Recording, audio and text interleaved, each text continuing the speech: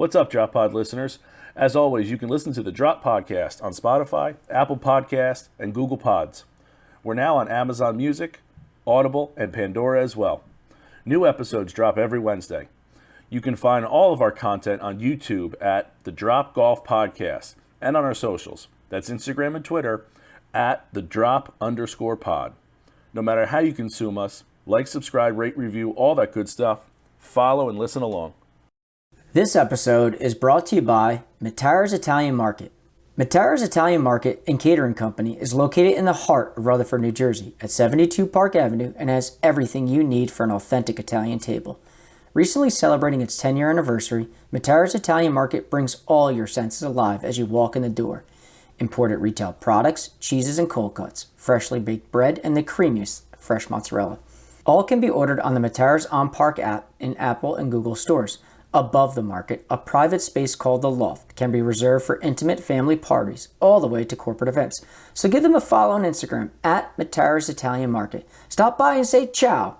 Matera's. You'll walk in a stranger, leave his family.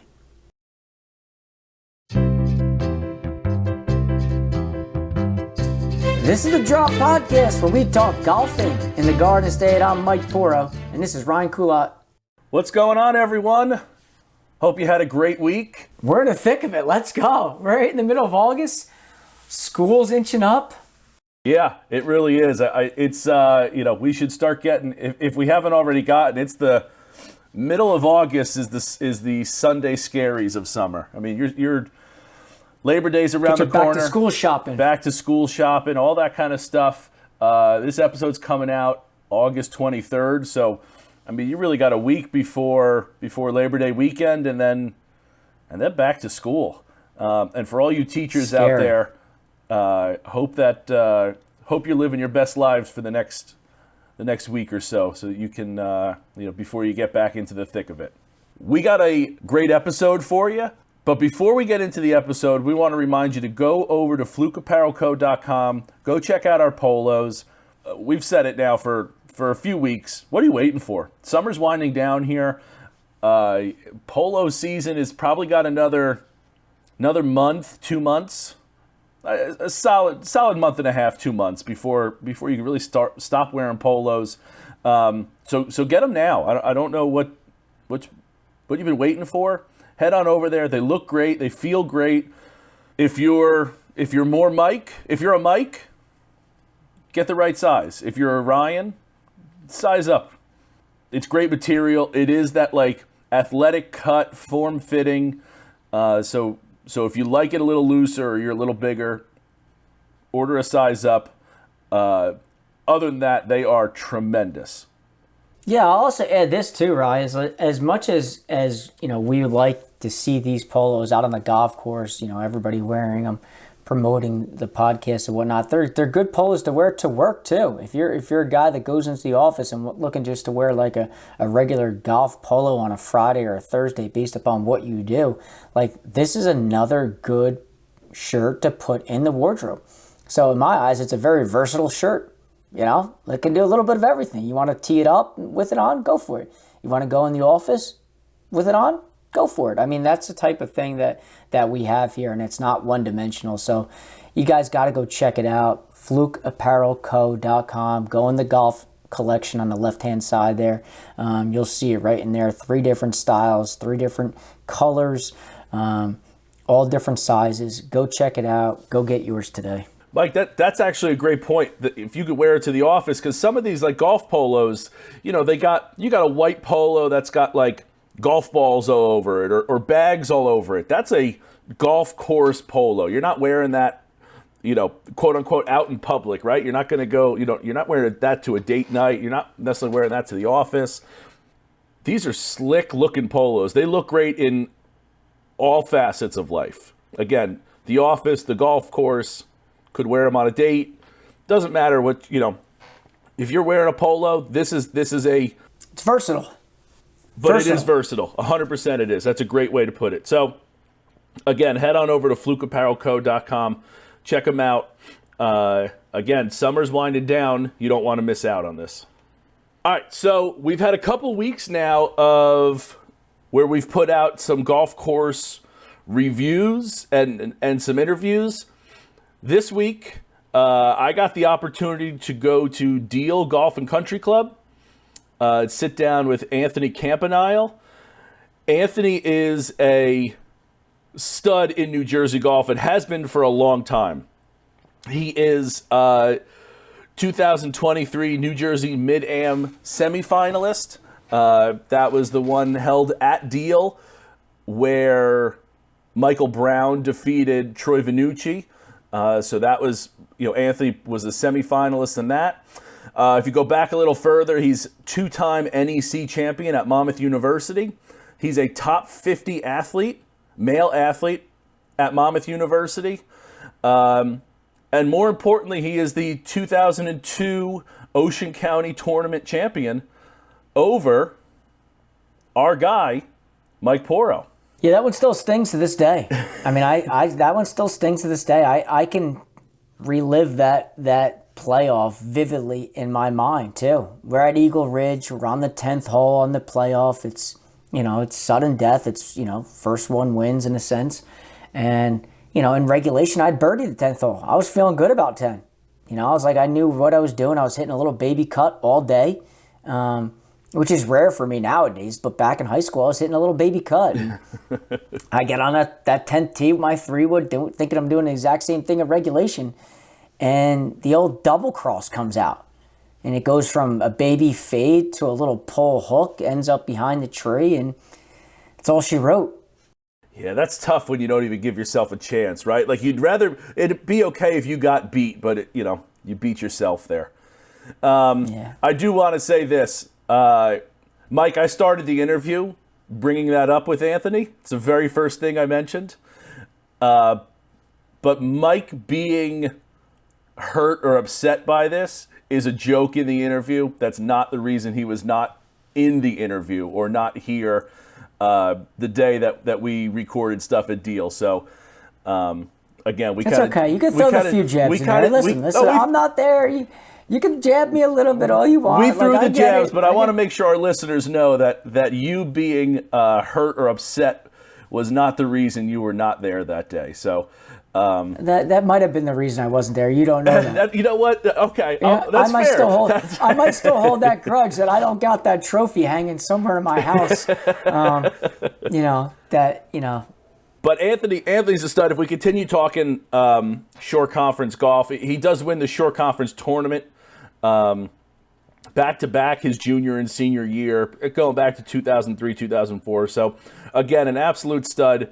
So I sit down with him before we teed it off at Deal. I talked to him for about 30 minutes. So, really interesting guy, tremendous golfer. So make sure you stick around for that. But what we want to do now is kind of talk about the day and talk about Deal and talk about, my time there at Deal. So I think, Mike, what we're going to do is I think you're going to kind of interview me. I think you want to flip it like that? Listen, I think for the audience, and if you don't know, Deal Golf and Country Club, obviously it's located in Deal, New Jersey. It's a par 71. It's a Donald Ross designed golf course. Tight fairways, and I know that you know the golf course relatively well from playing it often. But I think for the outside audience, it is a private golf course, so the general public is not going out there unless you have a connection or know a member, or you qualify for a tournament that's located there. So why don't you give the audience a little bit about, let's start with the practice area. I know the range is on the other side of the street. I think that entrance is a little scary to some extent when you're driving in. You got the driving range on you got the driving range on one side, you got the first tee on the other, God forbid cars get belted, right. But why don't you talk a little bit about the practice facility there? So as you're coming down, it's got a really long driveway, and as Mike said, you got the driving range. If you're coming into the club, driving range is on your left, first hole's on your right. So you're kind of in the danger zone for a hot second there. But if you're going to warm up there, it's got a great practice facility.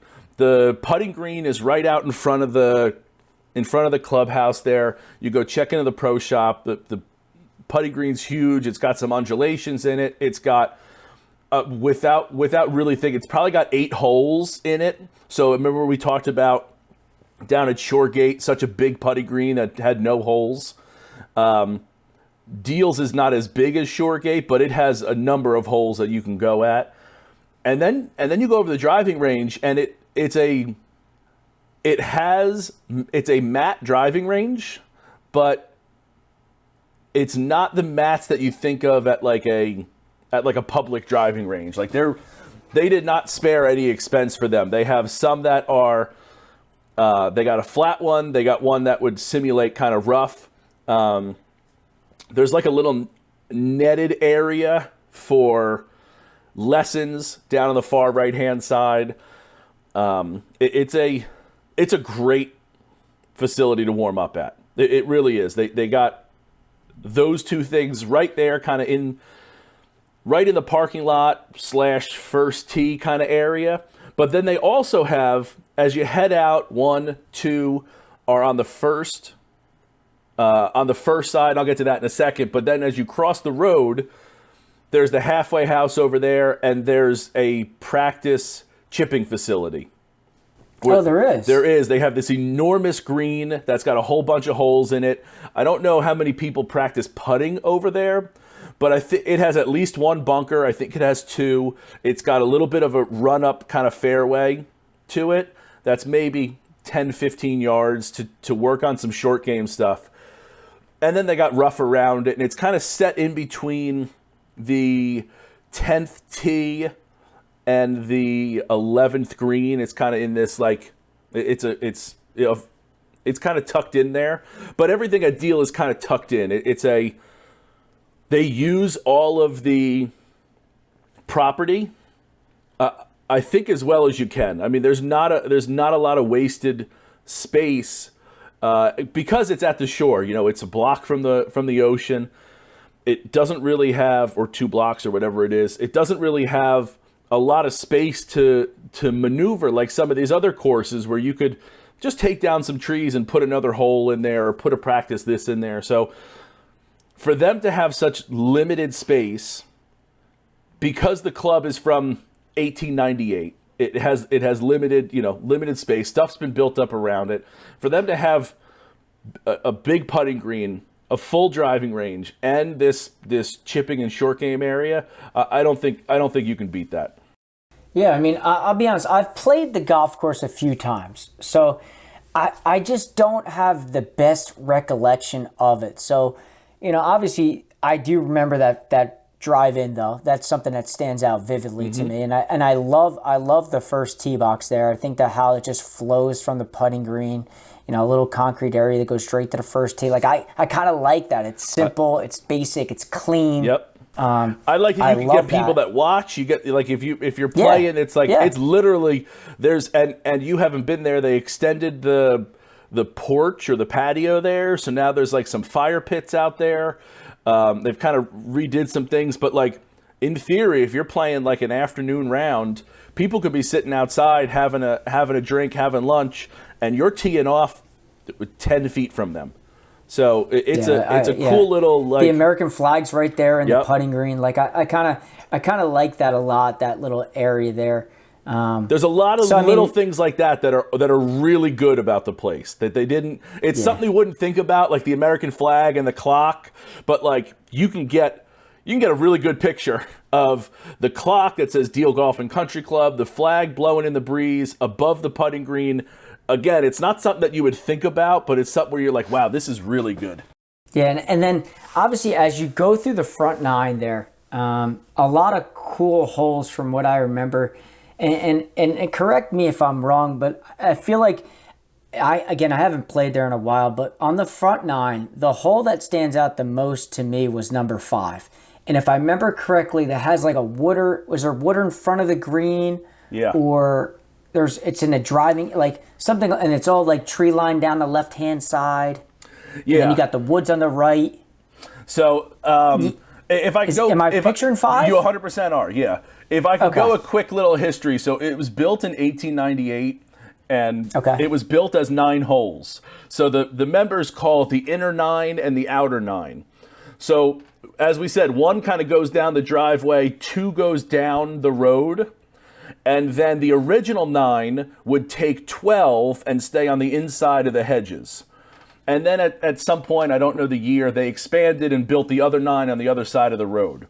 So right now, you kind of go down the driveway with 1, you go along the road with 2, and then you cross over Monmouth Road, and 3 through 11 is on that side. And as I said, the halfway house is over there. That's where the chipping area is. And then you got 3 kind of straight down again, and you look at Hollywood Golf Club is across the way, and then 4 is a tight dog leg right, and then the hole you're talking about is 5. And I think because of this, Mike, it has the water in front, so you can kind of decide to not bring the water into play and just hit a hybrid, a wood out there, and then you're hitting a hybrid or a wood into a green over water, which is tough. Or you're taking driver out, you're bringing water into play, not so much driving it into the water, but bringing it in on the right-hand side. There's also a little creek as the water, as like the pond kind of shrinks, it becomes a little creek that kind of goes behind the green and along the side of hole 4. And then there's woods on the other side of that. And then, as you said, on the left-hand side, it's tree-lined, like heavy tree-lined. And the reason is because 9 is coming the other way. And 9's fairway is kind of up a little bit on, like, I don't want to say it's like a vista, but kind of 5 goes downhill, and then 9 is definitely above you. So you can, if you hook it, you could hook it into 9's fairway. So they have all those trees there to kind of keep the holes separate. But I've certainly lost quite a few balls on that left-hand side, hitting the trees and hitting into that fescue on the hillside. Yeah, I don't know why it's that hole for me out of like all the ones on the front that stands out. And I don't know if it's because it's a little more like visually pleasing in terms of you got the water down there, you see the green just kind of surround it. You got to hit a very straight tee shot because if you hook it left, you're looking at a big time number because you still got the water in front of the green. And if you're like, all right, I'll bail out right, but then you got the woods on the right. Like, I don't know why it is to me that 5 just always stood out. And if I remember correctly, 2-tiered green. Yeah. 2-tiered green. You actually make a great point because I'm spot on with 5, dude. So, that's pretty good with number 5. I hooked my drive left, but I hit it far enough where where I didn't have tree branches. I really only had tree trunks to contain with. So I hit a beautiful shot to the back of the green. You could give me 1,000 more balls, I wouldn't hit a better shot. And I kept it low. It kind of hit and checked. I was on like a downslope. I told Anthony, this is a hit and hope shot. I'm just hoping to get it over the water and chip on or whatever. But I was on the, I putted the first one, but I was on the, kind of the fringe in the back with just an awful lag putt. So I ended up 3-putting for bogey. But to your point, how'd you play on the front? Not very good. I didn't know that. Yeah, not very good. My splits were, I think that was a 47-39. I played well on the back. So. Wow, look at you coming down. Yeah, so I mean, I think the front 9 for me, I always thought that 5 was the one hole that stood out. And, again, I kind of like it knowing that they call it the in and the out. That's kind of interesting in terms of like, deciphering the difference, how the course was developed. Clearly, it's well maintained and well kept for sure. And obviously your scores weren't very good on the front, so I don't want to keep going down that road as much as you jabbed me in the interview. I don't want to talk about your doubles and your triples right now. It was just it's a great hole as far as the front goes. So like hole 1 is rather pedestrian. You can hit driver or you can hit 5-iron, and 5-iron is still going to get you 8-iron, 9-iron into the green. It's not a very long hole. 2 is a very long hole, but there's a bunker out in the way, and then there's actually a sombrero bunker, they call it. It's a little mound in the middle, and then there's an island of sand around it. But it's, that's a nice hole. 3 is rather straight. I don't want to say pedestrian because really you have to stay straight at this course. There's out of bounds the first 6 holes on the right hand side, so you can't go out of bounds. And then some of you can't. And then some of the other holes, like hole 7 or hole 6, is a par 3 uphill. It's a nice hole, well guarded.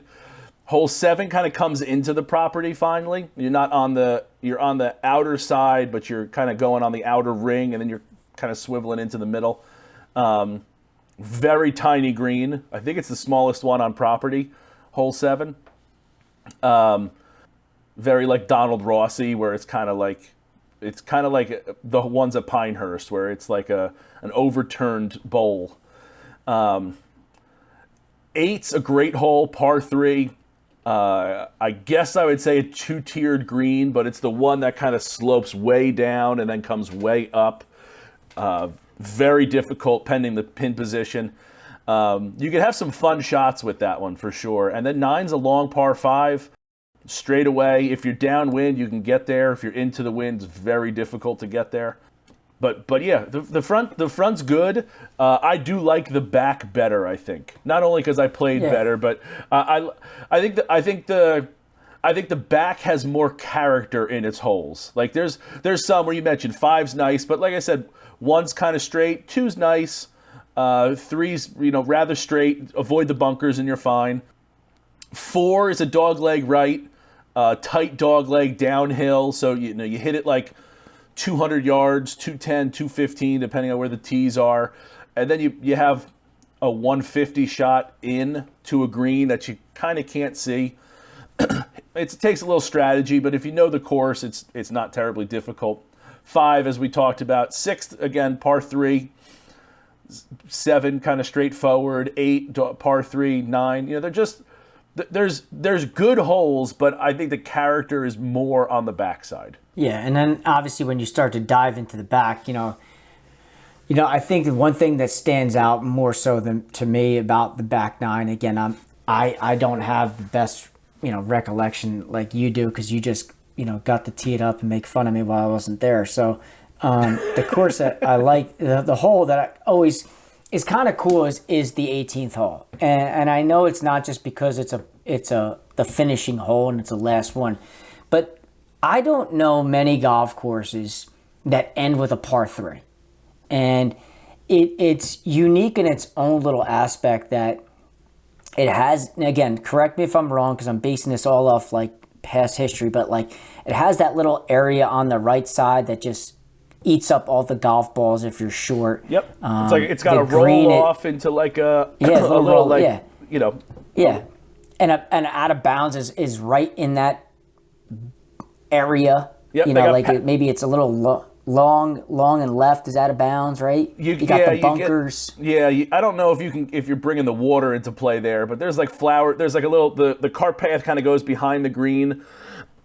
So if you do hit it long and hit the path, I guess you're worried about out of bounds behind it. But I'd say more so right.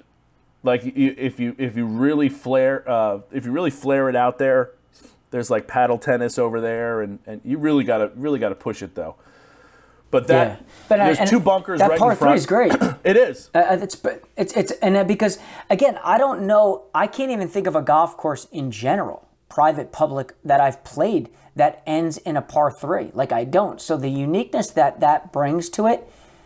And correct me if I'm wrong. Isn't the clubhouse right there, like on the left side of the green? Again, so we talked about like teeing it up on the first hole with people sitting there and watching. They're doing that because the 18th tee box is like 10 feet from the first tee box. So you're really right on top, and then going along the whole hole is the clubhouse, to where you got people that could be eating dinner watching, or if you're on the green, the men's grill room is kind of right above the green there, and they could be watching from there too. So there's a couple different areas on that hole that people get to watch from.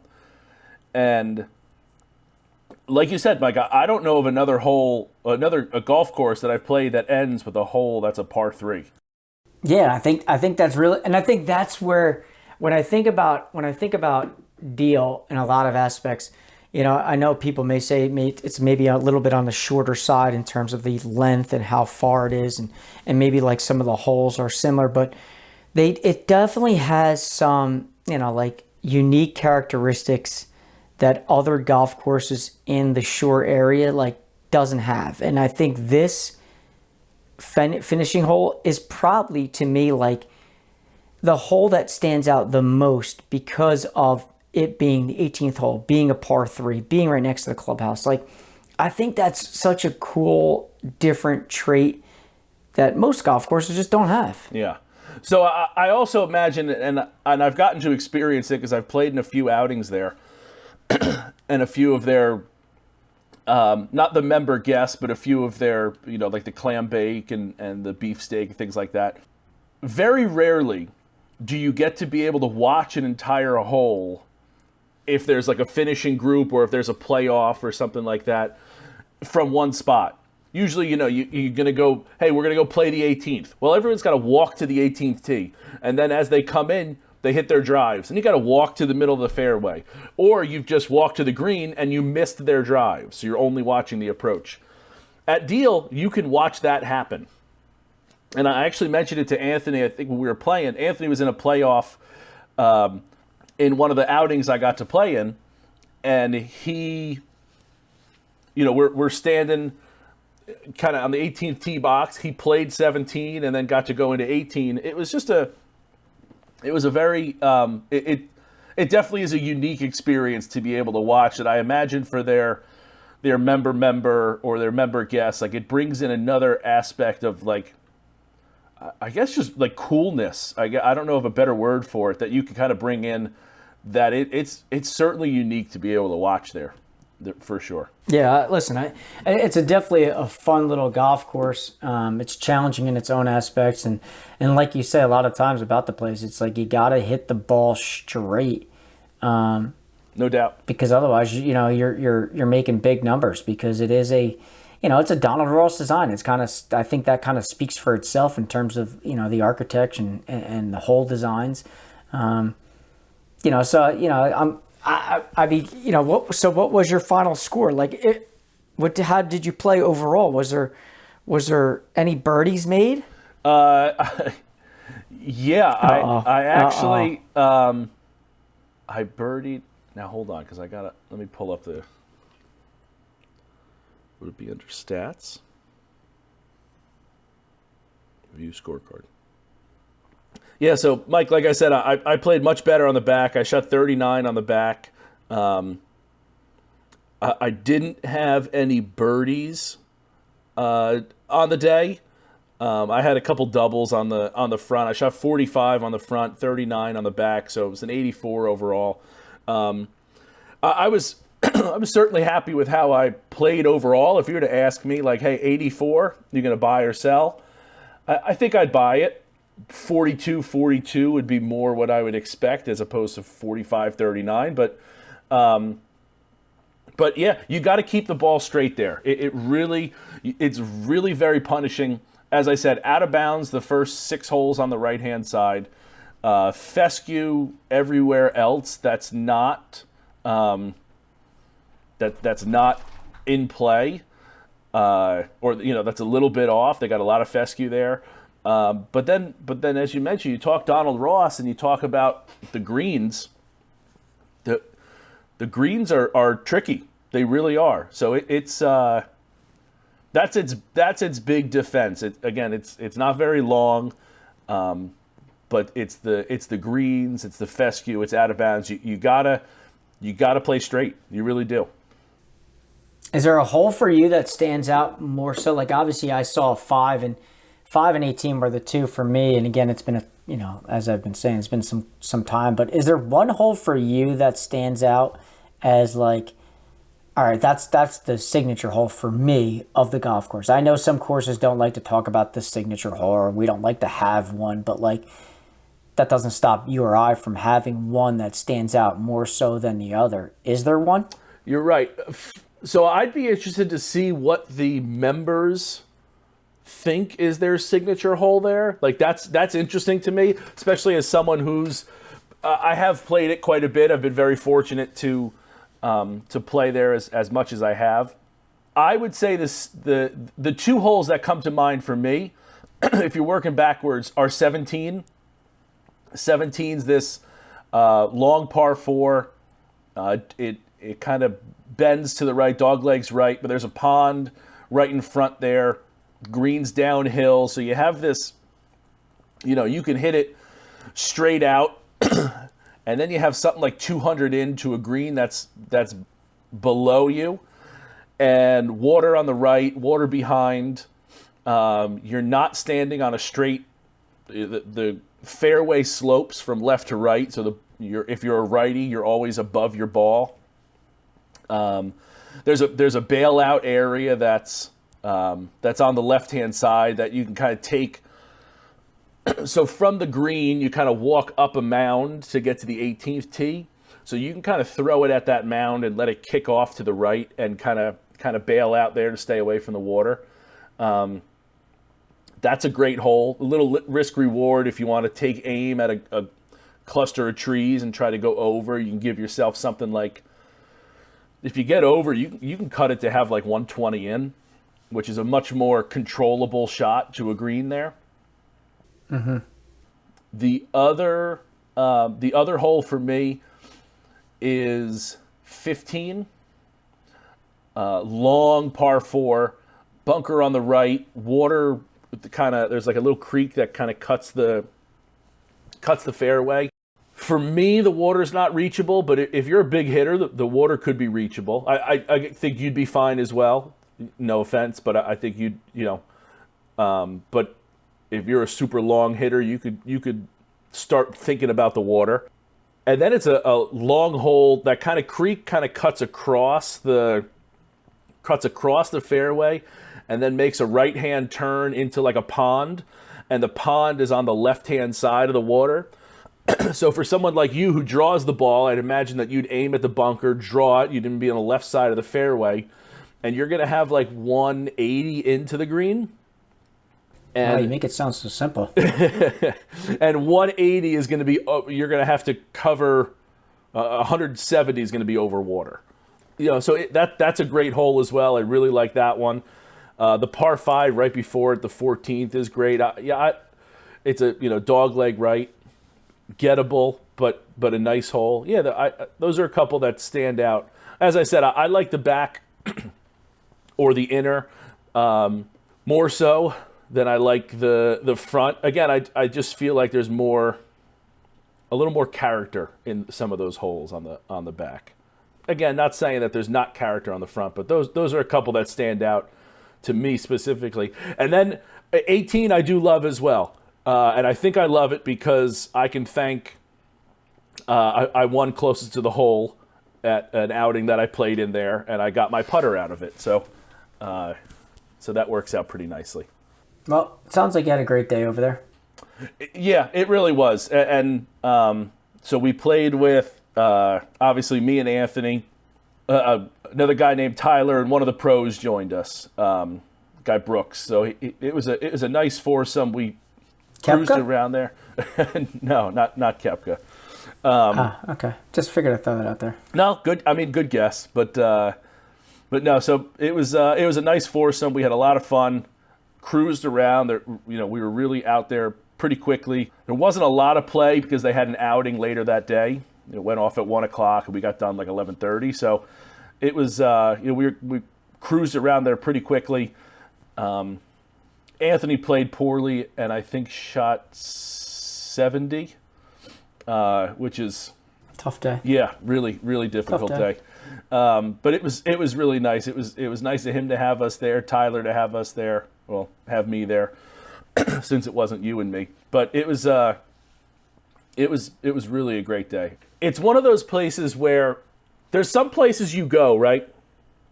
Matita, right? You join Matita for the golf course, the practice facilities. Like, big golfers are going there because of the place that it is, because of the golf course, right? Not necessarily because of the membership. I think Deal is that way. It's a nice golf course. It really is. I gave it a 90 on my rating when I rated it. But I think it's all the other things that make it such a special place. It's the membership, the facilities, the employees there take care of you. From Pat Keenan, the head pro, all the way down to the guy Roberto working in the locker room. Like they're first class people. They're personable. They take care of you. They do a great job there. They really do. So it's not one of those, like, I'm not knocking the course and saying like, oh, it's some BS course, but the clubhouse is great, the facilities, the amenities, the people. It's a great course, but it's also all those other stuff that kind of make it a special place, and kind of like what I'd imagine you talk about with Manasquan, that the course is great, but it's also all the other amenities make it a special place. It's not just, again, a place like Matita.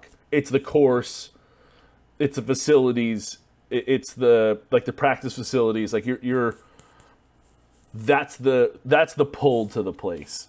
This, I think, people are joining for so many more reasons, and maybe it has to do with COVID. But I do know that their membership increased in the last 5 years. Like, I think they opened up more memberships, and it's really grown as a club in the last 5 to 8 years for sure. That's great. Yeah. Well, I'm glad you had a great day, and I'm glad your back nine was a lot better than the front, and I'm glad you got a few jabs in at my expense. But duly noted for future purposes. And again, I thank the guys over there at Deal for allowing you to get out there and sit down to talk to Anthony. And listen, just like the audience, I'm dying to listen and dying to hear, and I might have to fast forward through some parts, but hey. To each their own, right? They did say they would love to have us out again and have it be us, so that it can be. I gotta listen to the interview first.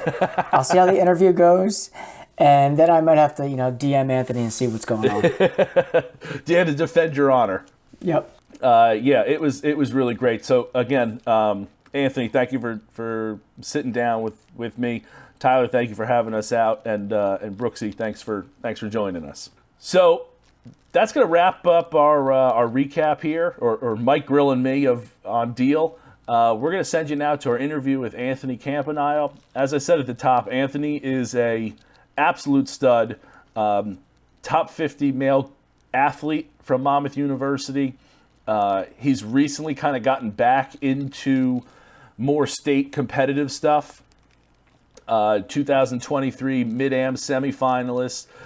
He was a quarterfinalist at the 4-ball. If he had won, and if Mike and Austin had won, they would have played each other in that semifinal. So again, just a great day, and had a great interview. So here is my sit down with Anthony Campanile.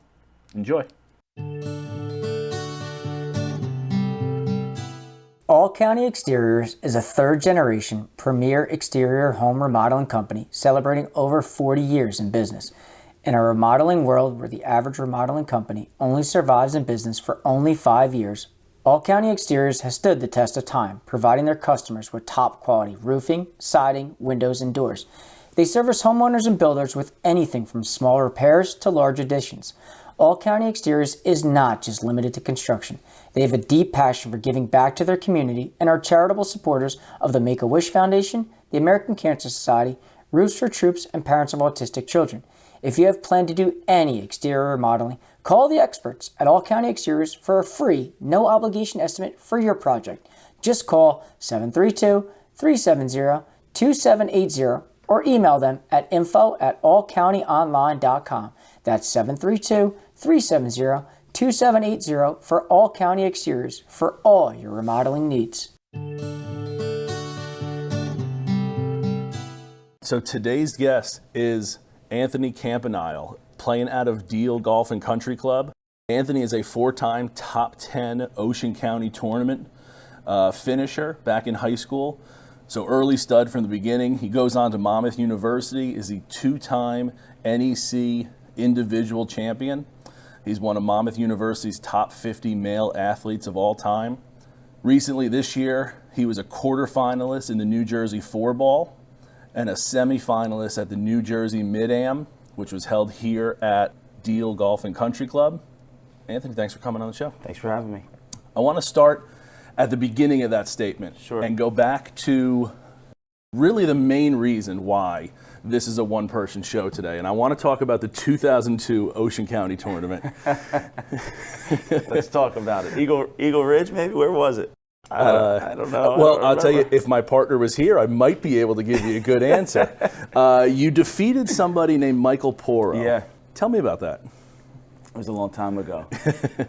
We had fun. I mean, the Ocean County Tournament was always something we looked forward to. That and the short conference, which I was lucky enough to win a couple times as well, back to back. But that was what was that, 2002? So that was 21 years ago? Yeah. That was like way my back first. then.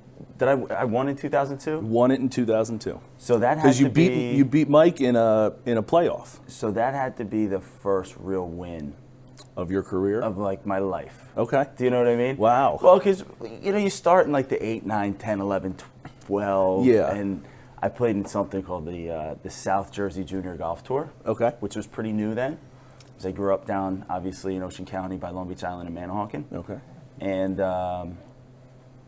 And then in high school, you put all that extra pressure on yourself, because I didn't grow up playing at a country club or playing in AJGA. IJGT was still a thing then. Wow, if you remember yeah. that league, that tour. So I didn't play in those. So that was like my, that was my masters. That was my major. So yeah, it was fun. Which is really pretty cool. And again, to finish top 10 as a freshman, I mean, I know it's Ocean County golf, so Sure. it's not the deepest, Yeah. but it's still, that's super impressive. And then to win it as a sophomore, Yep. and then if I'm not mistaken, did you win it again? Did you win it twice? No, or just I won, once? I won the short. I ended up winning the short conference my junior year at Sea Oaks. Okay. Now LBI National, right? LBI National. Yep. And then my senior year was at Howell Park.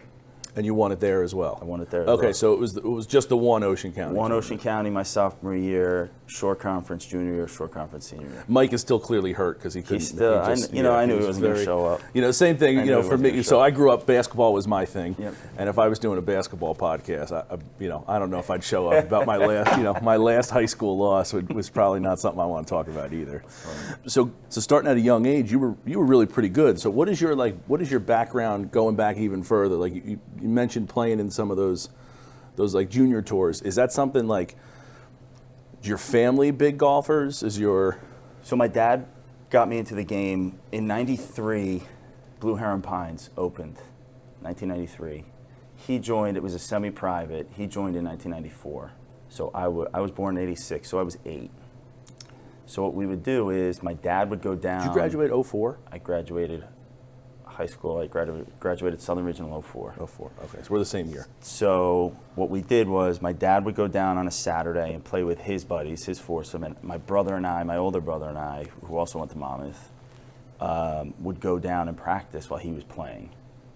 And then Sunday, we would go down and I would play with him, my brother, him being my dad, my brother, and one of our other buddies who my dad was close with. Gotcha. And that was pretty standard from like probably 9 years old until like through high school. Okay. And Jason Lamp was the golf professional there at the time, and he really taught me how to play golf. Wow. And then when he left Blue Heron Pines, he came to Deal. And I didn't really know what Deal was. And then my brother got recruited by Monmouth, by Dennis Shea at Monmouth, to play golf at Monmouth. And this happened to be its home course, and Jason was here. So it was an easy fit for me. Like if I'm going through time, Jason knew my golf swing. He was a teacher I could relate to. He wasn't overly technical, so if I had something wrong, he would come and look and say, all right, you're staying back on your right side. I'll be back in 30 minutes. Yeah. And that was our style of teaching. His style of teaching, which resonated with me. I didn't love hitting golf balls. I still don't. I don't love hitting golf balls. I don't love chipping and putting and practicing. You're not going to just like grind out there. You're not going to. I'm not. And I think that's probably one of the reasons I never went any further than college golf. Okay. Like there were some years where everybody's like, oh, you should try to go professional. I don't know. I just didn't. I don't think. I love golf. I've devoted my life to playing golf, but I don't think I loved it enough to make it a career. Yeah. I didn't want I didn't ever want it to feel like work. Yeah. I always wanted it to be. Keep it separate. Yeah, it was, I have, like, the best memories I have growing up are on the golf course. I never wanted it to sour because, I went into the golf business, and then every Saturday, Sunday, holiday, I'm working, I'm there, I'm grinding out. Right. I didn't want that. People don't understand what the golf industry is, like, when they go in. Like, during the summer there, you're putting in, Burnt out. like, what's Pat putting in here? Like 60, 70-hour weeks I'll take the during the over. summer? I'll take the over. And we still want Pat to play at a high level as well. Right. So we still want him to play. So it puts a lot of pressure on the staff. Mm-hmm. And then I would imagine probably for him, like it is with me now, when I'm not working and I'm playing golf, I'm thinking about work. When I'm working, I'm thinking about golf. Mm-hmm. So it's probably the same for him. Yeah. When he's grinding out, he's like, I should probably be at the shop.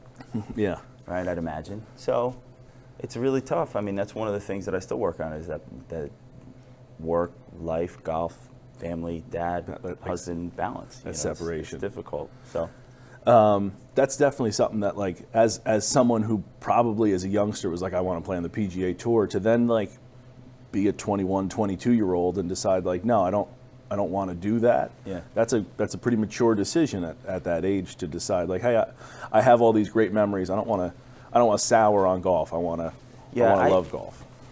So at my time at Monmouth, my junior year, we were lucky enough to win the NEC as a team. So we got placed in the Western region.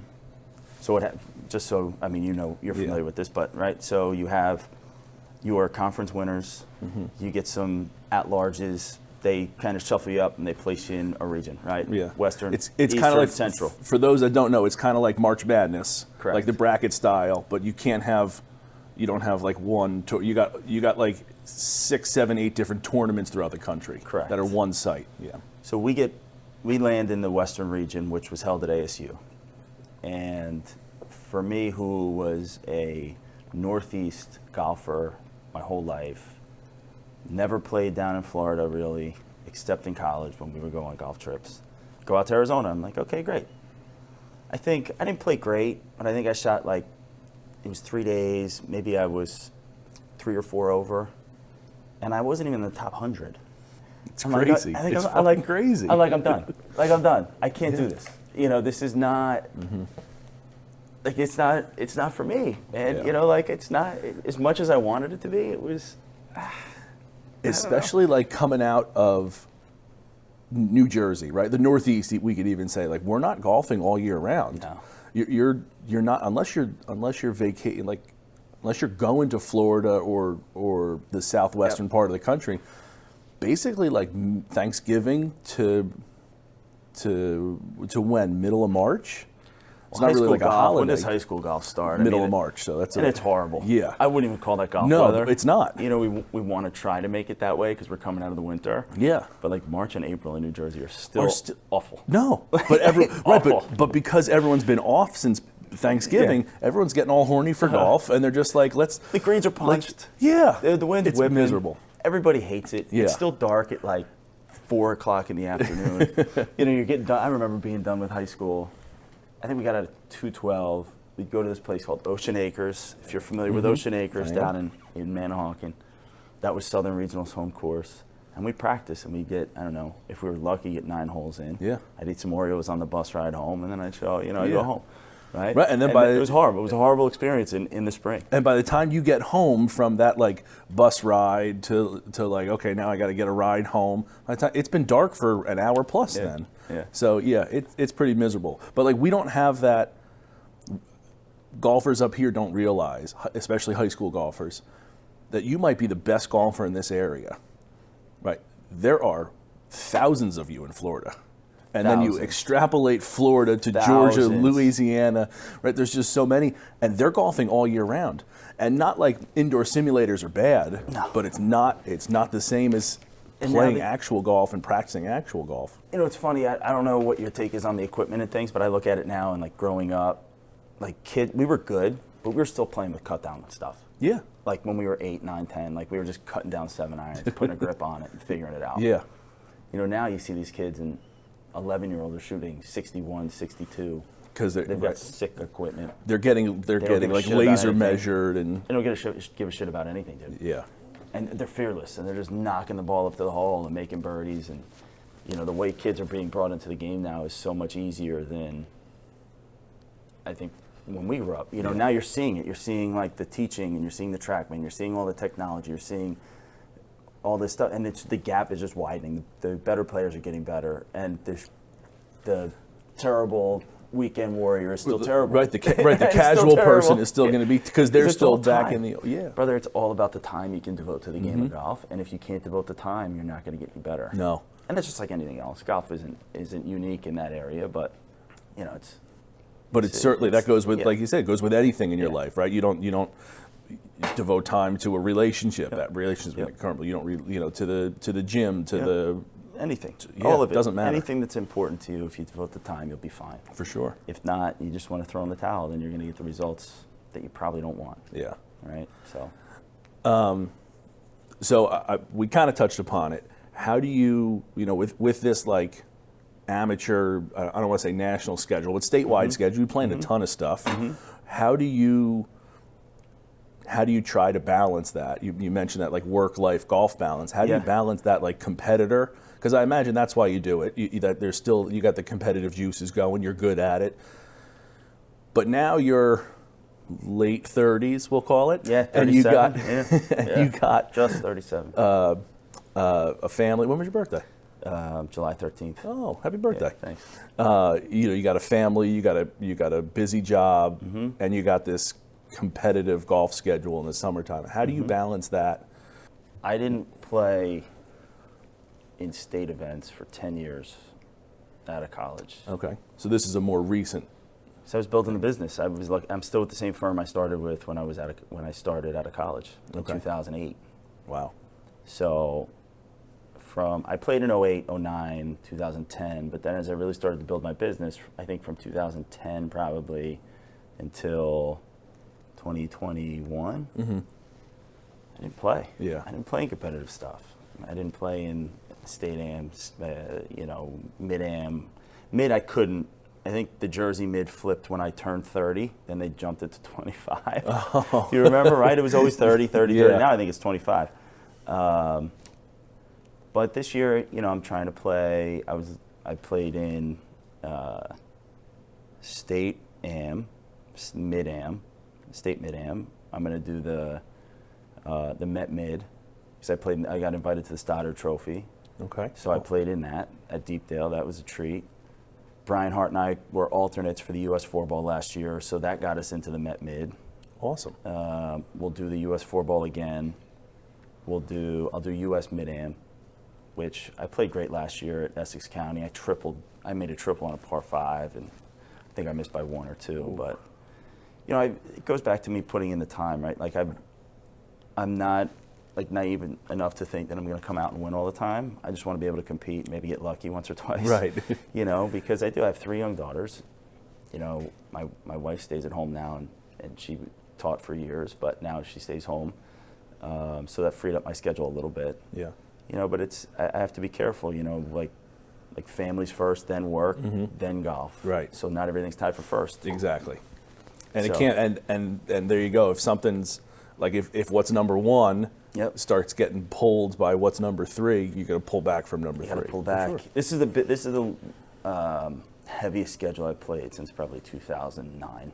Okay. 2010.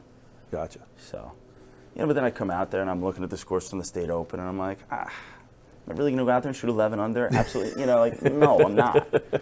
I shot 65 a couple weeks ago. Okay, fine. Down in Ocean City, it was great. Yeah. It was fun. But that's it was a hit and giggle, dude. I was with my family, with my cousins, with my buddies.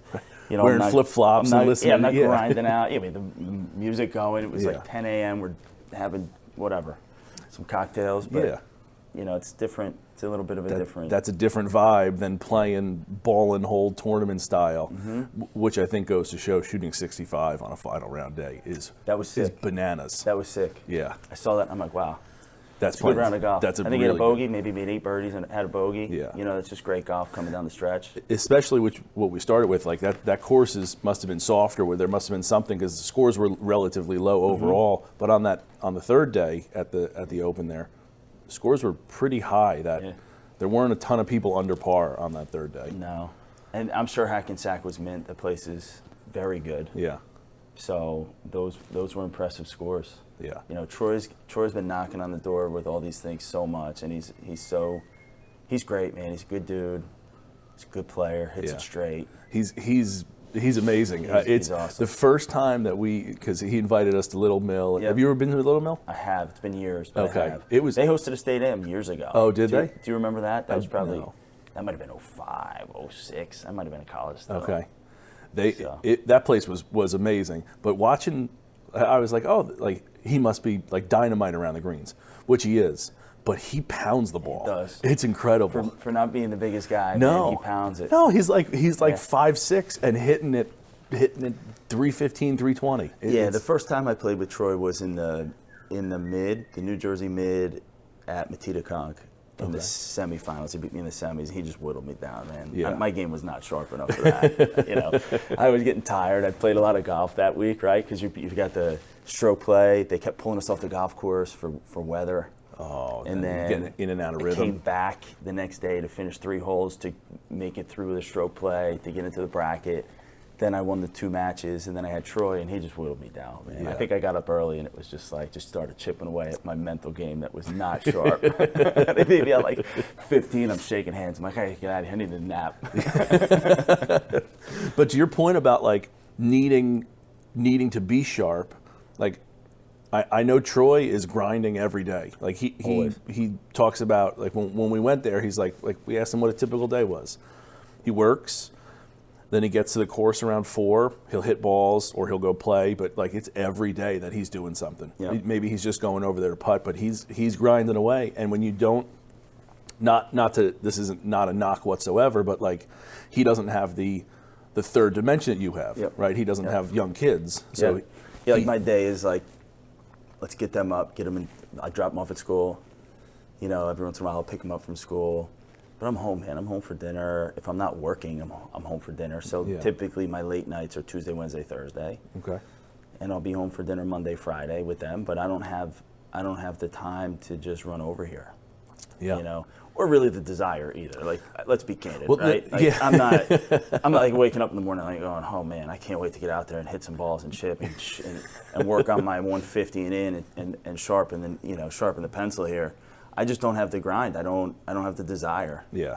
You know, when we were leaving the mid-am this year and Michael Brown was on the putting green, I said, I'm like, Mike, you want to come over and have a beer? And he's like, nah, I'm good. I'm going to putt for a little while. He's out there for another hour. Yeah. Like, I'm not doing that. No. I said, I was sitting there with Brian Hart. We're having a couple pops, and I'm looking at him like, man, like that's why he's playing so well. And he just puts in the time. Yeah.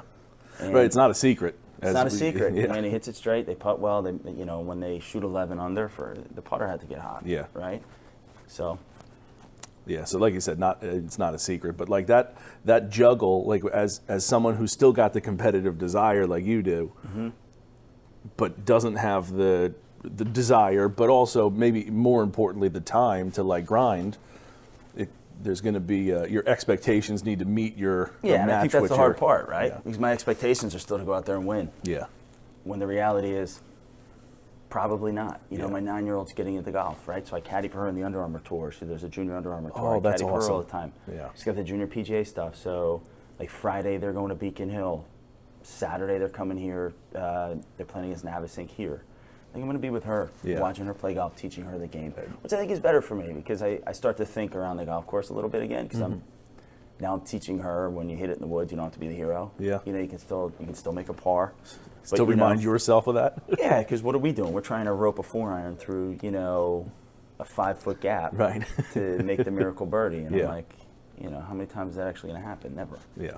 When it does, it's what? Well, for me, 1 out of 50, 1 out of 100. Right. So for someone like me, it's 1 out of 10,000. Yeah, so chip it out, try to wedge it on the green, and Yeah. make a putt. And if not, you hit a bad drive, take your licks, and move on. Right. Exactly. You Don't know. avoid the blow-ups. Right. Bogey's not going to hurt you. Yeah. Doubles will kill you, kind of thing. Yeah, and golf is so messed up, man, because it's a fine line, right? Like I went into the state am this year playing okay. I knew I wasn't as sharp as I could be, but I knew Manasquan River. And I was like, all right, keep the big numbers off the card, but then I start off with four bogeys in a row because I'm playing too defensive. Oh, okay. So it's like, it's that always that you put the pedal down, let's go, let's try to be aggressive, make some birdies. Yeah. And then I'm thinking to myself, like, what am I doing? You know, like, why am I not just playing aggressive? Why am I not just shooting a flag? So what if I make a double here and there? Big deal. Yeah. Do you know what I mean? So we'll see. I might change my strategy moving forward in like the Met Mid and the US 4-ball and the, you know, I just work on it a little bit, maybe try to sharpen it up the week before, attack the flags, try to make some putts and see if I get lucky. Yeah. Why not? See, like you said, see if the putter gets hot, you know. That's the difference, man. There were a lot of tournaments in college where I walk off and go, man, if I was just a better putter inside of 10 feet, I probably, it's not like I'm a bad putter, it's just too streaky. Yeah. You know, where you miss a 3-footer here, miss a 6-footer there, you do that twice around, then it's a 4-round, you're 8 back. You're not even sniffing. Right. Which, you know? And that's the thing, like when you talk about that for one round, like, oh, you missed 2 putts. Like, okay. No big deal. Right. That's 71 to 73. Yep. Like, still a great round. Yep. But when you say over 4 rounds, it's like, well, that's 8 strokes. It's 8 strokes. And now that's a huge. Not even close. Yeah.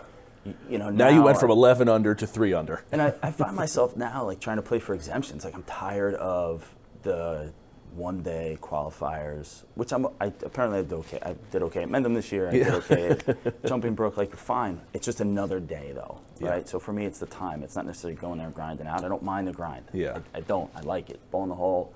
You know, keep plotting along. See what can happen. But you know, I'm just trying to get some exemptions. That's why with the mid this year, they're like, all right, you're exempt to site next year. I'm like, great. Yeah. The 4-ball, we missed it because we lost in the quarters, right? So now we have to go and qualify someplace. Whatever. But I'm trying to play, now I find myself like it's more important. Like, looking at the state end, like, all right, how do I do exempt to site next year? All right, top 15, yeah, not going to happen. Like, all right, guess I'm doing something else. Maybe I'll win try to win something to get exempt for it. So. Yeah. Very cool. Anyway. So we like to end with a couple standard questions here. Sure. Is there a course, we're taking Deal away from it because it's, you know, it's your home course, public or private, preferably one of each, that's a must play in New Jersey? Oof.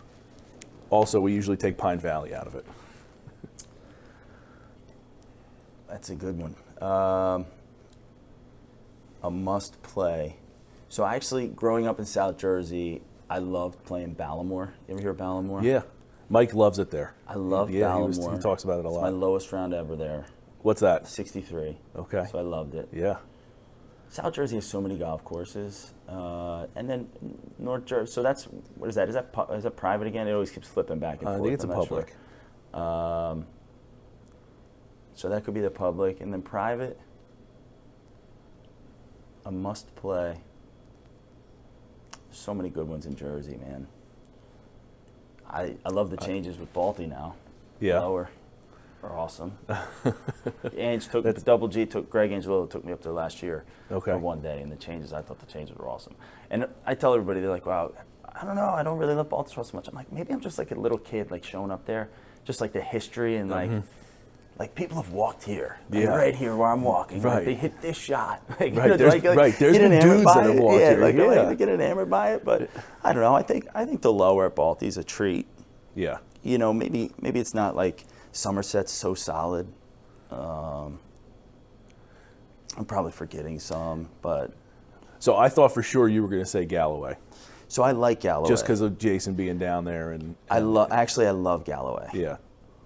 And I love Matita too. And they're kind of similar vibes. Okay.